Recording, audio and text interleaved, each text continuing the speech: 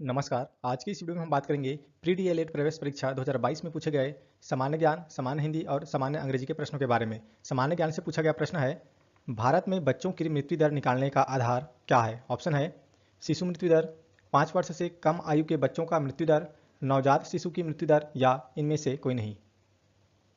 इसका सही आंसर है ऑप्शन बी, 5 वर्ष से कम आयु के बच्चों का मृत्यु दर। भारत में बच्चों की मृत्यु दर निकालने का आधार है 5 वर्ष से कम आयु के बच्चों का मृत्यु दर। निम्न कथनों पर विचार कीजिए। पहला में लिखा है अरुणाचल प्रदेश में सूर्योदय जल्दी होता है। दूसरा में लिखा है गुजरात में सूर्यास्त देर से होता है। तीसरा में लिखा है भारत की मानक यामोत्तर 82 डिग्री 30 मिनट पूर्वी देशांतर है। और चौथा में लिखा है भारत का देशांतरीय विस्तार 68 डिग्री 7 मिनट पूर्व से 97 डिग्री 25 मिनट पूर्व तक है। तो दिए गए ऑप्शन में इसका सही आंसर है वह ऑप्शन सी, सभी कथन सही है। निम्न कथनों पर विचार कीजिए। पहला में लिखा है कांच एक अनंत श्यानता युक्त अतिशीतलित द्रव है। दूसरा में लिखा है कांच में क्रोमिक ऑक्साइड मिलाने से नीला रंग उत्पन्न होता है। तीसरा में लिखा है कांच को यदि त्वरित ठंडा किया जाए तो कांच नाजुक एवं भंगुर हो जाता है। चौथा में लिखा है क्रूक कांच अपने से अवरक्त किरणों को गुजरने नहीं देता है। और पांचवा में लिखा है कांच एक मानव निर्मित सिलिकेट है। गलत कथन है, तो दिए गए ऑप्शन से आपको बताना है कि निम्न कथनों में से कौन सा कथन गलत है।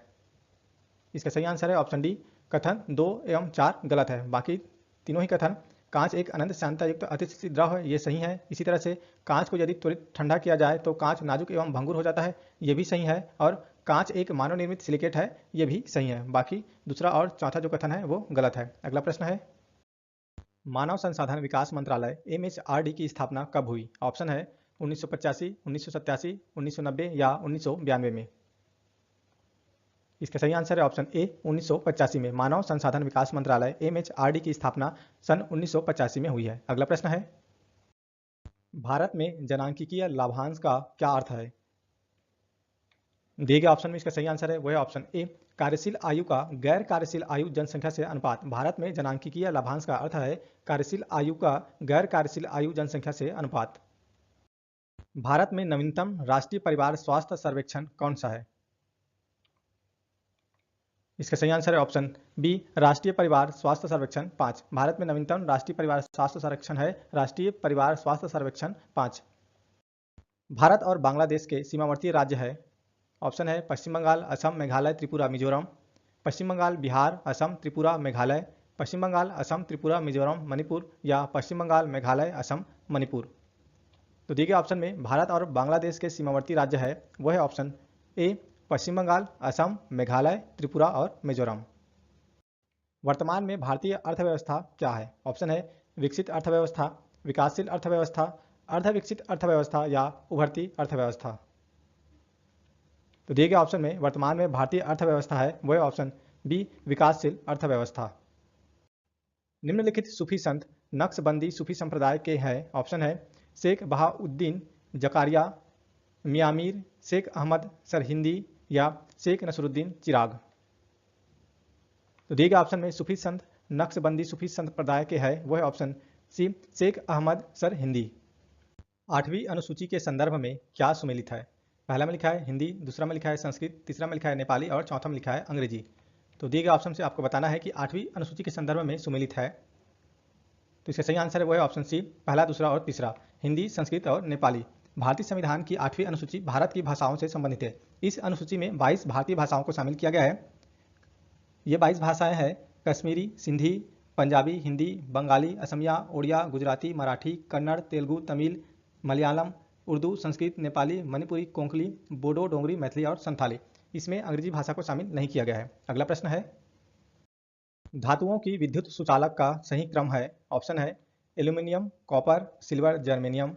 Silver, copper, aluminium, germanium. Germanium, copper, silver, aluminium या जर्मेनियम, एल्यूमिनियम, कॉपर, सिल्वर। तो दिए गए ऑप्शन में धातुओं की विद्युत सुचालक का सही क्रम है वह है option B, silver, copper, aluminium और जर्मेनियम। अगला प्रश्न है सूची 1 को सूची 2 से सुमेलित कर निम्न कोड की सहायता से सही उत्तर चयनित कीजिए। सूची 1 में लिखा है पदार्थ का नाम और सूची 2 में लिखा है उसके अनुप्रयोग। तो यहाँ जियोलाइट का हो जाएगा पेट्रोकेमिकल उद्योग, मैग्नीशियम सल्फेट का हो जाएगा रेचक, ग्रेफाइट का हो जाएगा शुष्क सेल, हाइड्रोजन का हो जाएगा रॉकेट ईंधन और नाइट्रोलियम का हो जाएगा उर्वरक। इस तरह से इसका सही आंसर है वो है ऑप्शन ए।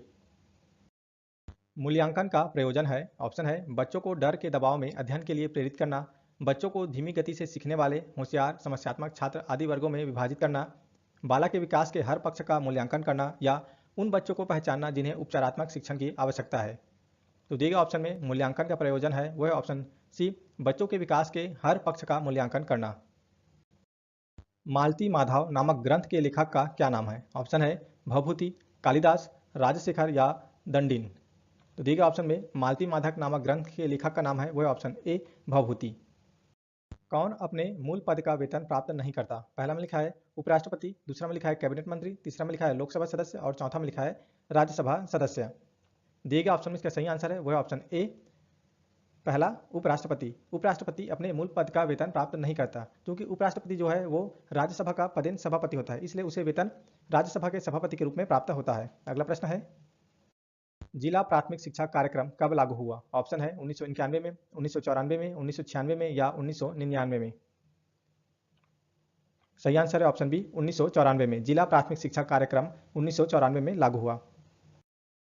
साम्यवादियों एवं कांग्रेस के समाजवादियों ने अखिल भारतीय किसान सभा की स्थापना किस सन में की थी? ऑप्शन है 1917 में, 1928 में, 1927 में या 1936 में। इसका सही आंसर है ऑप्शन डी 1936 में। साम्यवादियों एवं कांग्रेस के समाजवादियों ने अखिल भारतीय किसान सभा की स्थापना सन 1936 में की थी। राज्य विधानसभा की सदस्यता के लिए अर्हता के विषय में सही क्या है? पहला में लिखा है वह भारत का नागरिक है, दूसरा में लिखा है उसने 25 वर्ष की आयु पूर्ण कर ली है, तीसरा में लिखा है उसके पास ऐसी अर्हताएं हैं जो इस निमित्त संसद द्वारा बनाई गई किसी विधि द्वारा विहित की जाए, चौथा में लिखा है निर्वाचन आयोग द्वारा इस निमित्त प्राधिकृत व्यक्ति के समक्ष तीसरी अनुसूची में इस प्रयोजन के लिए दिए गए प्रारूप के अनुसार शपथ लेता है या प्रतिज्ञान करता है और उस पर अपना हस्ताक्षर करता है।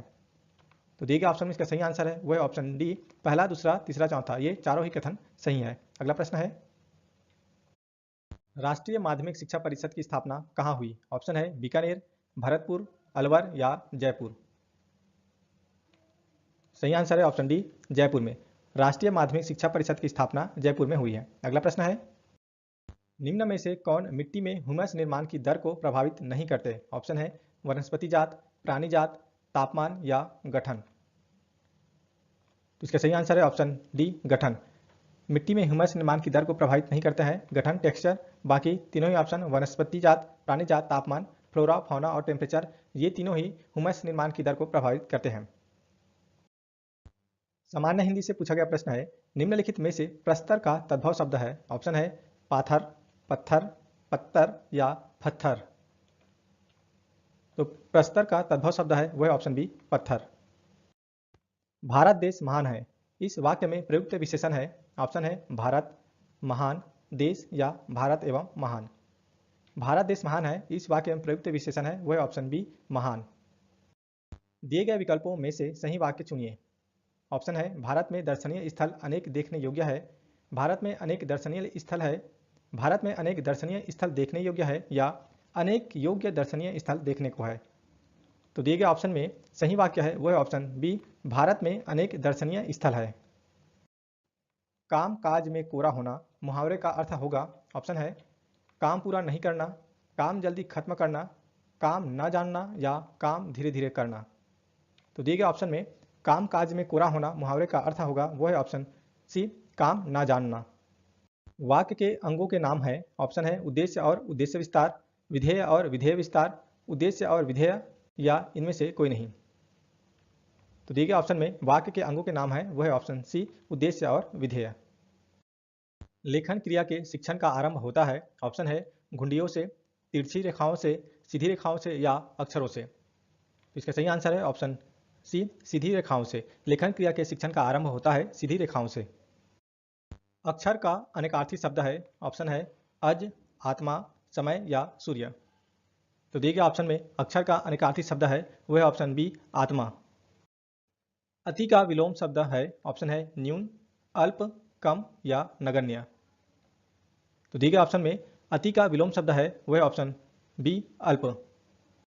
निम्न शब्दों में बहुवचन शब्द है? ऑप्शन है पानी, जनता, वर्षा या योद्धा। दिए गए ऑप्शन में बहुवचन शब्द है वह ऑप्शन डी योद्धा। ई का उच्चारण स्थान है, ऑप्शन है कंठ, तालव्य, ओष्ठ या दंत। दिए गए ऑप्शन में इसका सही आंसर है वो है ऑप्शन बी, तालव्य। ई का उच्चारण स्थान है तालव्य। जिनका उच्चारण तालु से हो उसे तालव्य वर्ण कहते हैं। ई का उच्चारण स्थान है तालव्य।